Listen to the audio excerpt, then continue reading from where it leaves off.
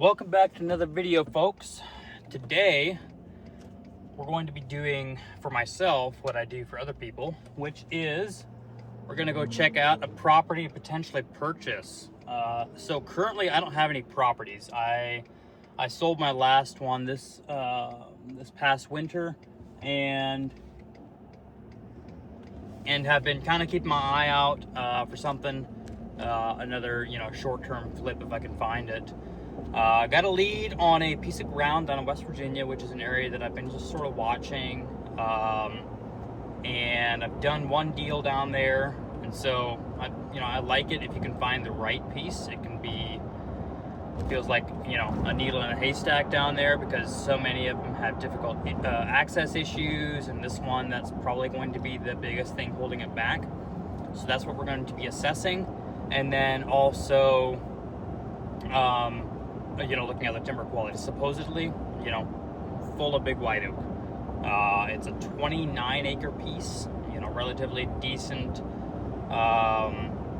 purchase price, being in the ballpark of where we should be on it. So yeah, I'm looking at, one, the access, two, the timber quality and timber value, and then also, what kind of return I can get on the timber without majorly doing an extreme harvest. For example, the last deal I did down in West Virginia, it was an 80-acre parcel, and I only took 75 trees off of that property, almost, for that kind of wooded acreage, like nothing. It didn't hurt the value of that land at all.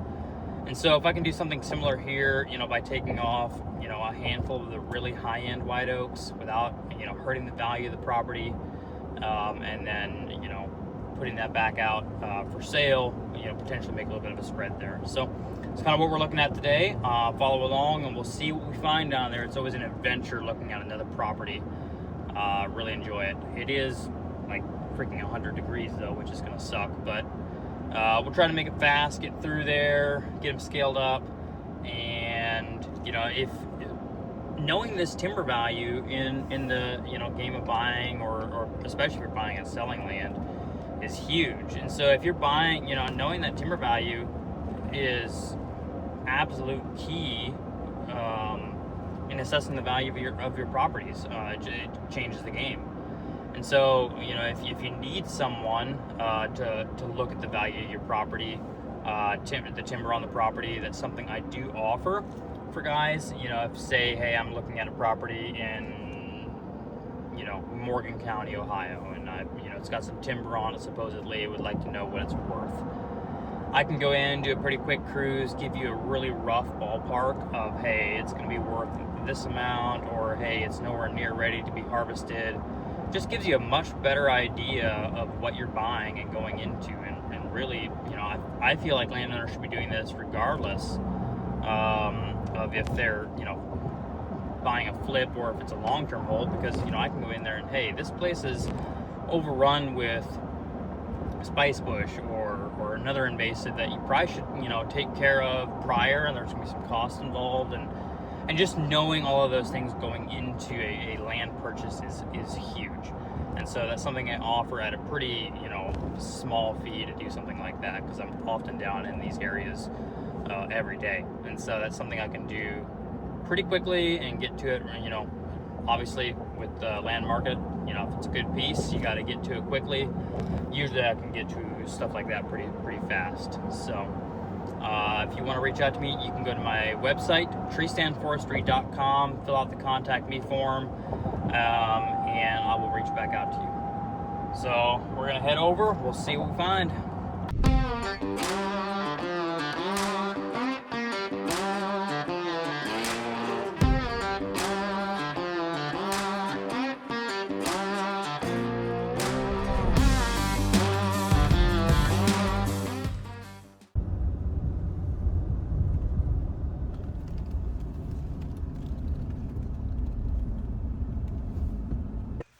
Okay, so we're down here right off the bat.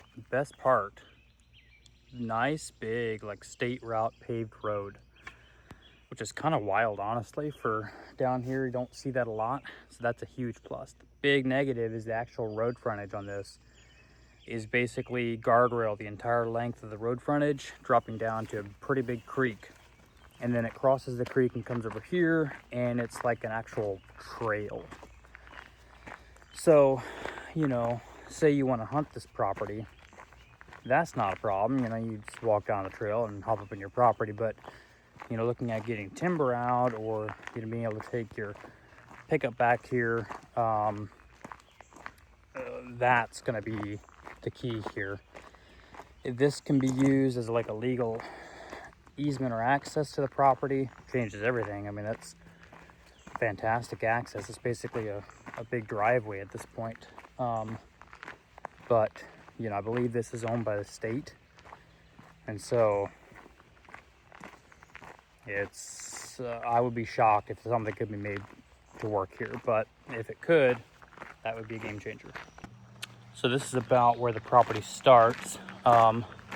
There's this hill right here, but there's a bench right up there, and it looks like it's coming down like an old road or something. So we'll see if we can hop up on that bench and get up into the timber and see what it looks like. Oh, yeah, I don't like this. It's nice, but it's like, this isn't like an actual like walking, biking trail. I just be shocked if this could be made to work. So that hill comes down real nice down here to this spot. You know, it looks to be a really nice bench. You could easily make, you know, a nice road coming down in here, have a nice parking spot or camping site there. It's phenomenal. And I'm already seeing big trees. They're poplars and red oaks, but it's a key indicator that the timber is at least mature.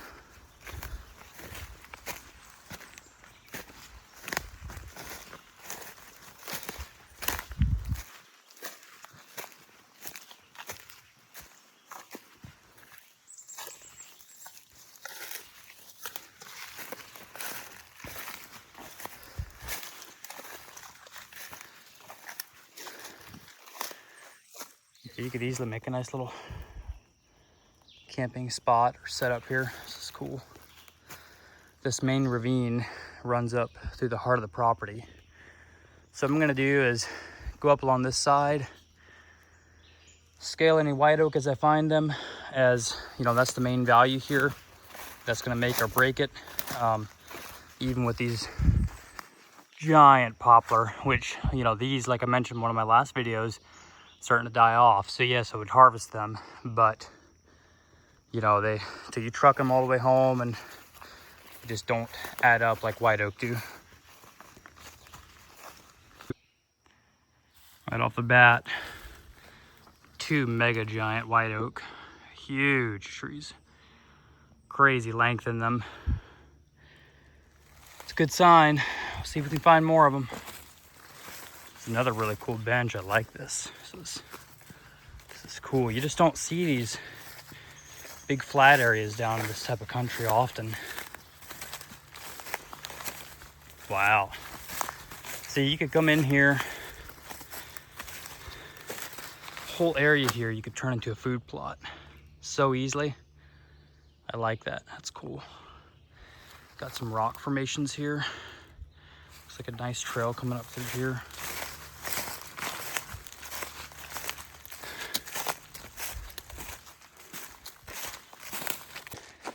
I'm worried. Big trees do something to me. You know, you have to keep your emotions out of it. Definitely has some appeal to me though. If the access stuff can be figured out, I'm liking it. Liking it a lot. I haven't seen, you know, a crazy amount of white oak yet, but that's not to say they're not in here. So oftentimes they're going to be up a little bit higher elevation than this low stuff. So see what we find. Man, this property is beautiful. I look at a lot of properties and man, just love it. Sticky, hot, middle of summer. you can't. This is just as good as it gets. Love seeing big trees. If you're seeing megas like this on your property, you've got some good timber. This tree here is about a 34 dBH tree. It's a giant, and there's a bunch of them in here. So one thing that's of concern, you can see these markers back here. That doesn't line up anywhere close with onyx. So onyx, you know, I've seen be wrong quite a bit down here in West Virginia on, you know, deeded acres versus actual acres and the lines being all messed up. But what's interesting is where my lines are on onyx, this, and it's like showing less than the deeded acres and on some of the other apps. And then on top of that, these markers are further in than that yet. So what would actually be 100% necessary on this one, I don't often do surveys on the land that I buy, but you would have to on this one. I have a feeling it's a neighbor that is trying to claim more land than what's actually his, because the lines aren't even straight. They don't make sense at all. So that's my guess, but who knows? You know, that's something that you must be aware of. You know, in Ohio, I don't see it near as much. You know, your mapping software is a lot closer to being on often. But you do want to kind of keep an eye on, you know, deeded acres versus some of these, you know, what you actually have. And if there's a big difference, you may want to consider getting a survey as a contingency on buying the land. And part of that, you know, if I would put an offer in on this property, it would not be on a lump sum, it would be on a per acre basis. That way, if that survey comes in and it's less acres, now we have, you know, adjusted the price based off of actual acreage versus, you know, negotiating on a lump sum. So just kind of, you know, a little tips here and there that I think, you know, could help you as you're looking to buy land. But we got some more nice white oaks here, so we're gonna scale them up. That's the second one I've seen today up here on this property. It's pretty cool. Just gorgeous. There's steep sections, but a lot of this property lays pretty nice. Okay, so I finished my cruise. In just white oak, there's around 21,000 board feet of white oak, and these are big high-end white oak. They're going to bring a lot of money. So it is, you know, something I'd be interested in from an investment standpoint. And then obviously there's other timber too that's, you know, you could take off and get more out of and whatever, but it's also going to thrash the property a little bit. Another really cool thing is there's tons of like white oak regeneration, and you don't see that a lot on banks like this because, you know, this hasn't been managed in a long time. And oftentimes when you see big mature timber like that, you have very little good timber coming back up through. But this would respond very well with the quality of white oak that's coming in. They're already at 6 to 12 inches or more. And so you're just going to increase that. You know, a few ways that you can really improve this property. One are obviously the main access point, and that's something I'm going to look at again here. And then obviously I work with a real estate professional down in this area that I'm going to rely on heavily on this one. And then, but there's an old logging road that I sort of started going down, but was going the other direction out towards the truck. And so I want to go walk that and see where that ends up. Like how long that stays on this property. Does it, you know, go down to the old roadbed, or does it head back to potentially a neighbor where you could purchase an easement and open that road up? There is a killer spot up there on that flat that we looked at to start with, that you could open that up, gravel that road the whole way up in there, put a beautiful camping spot. I mean, this would just be gorgeous. But there's a lot of pieces that would have to come together for that to work. So that's what I want to look at now. So I'm going to head down here and see what we can find. Well, we're back in the truck, finally.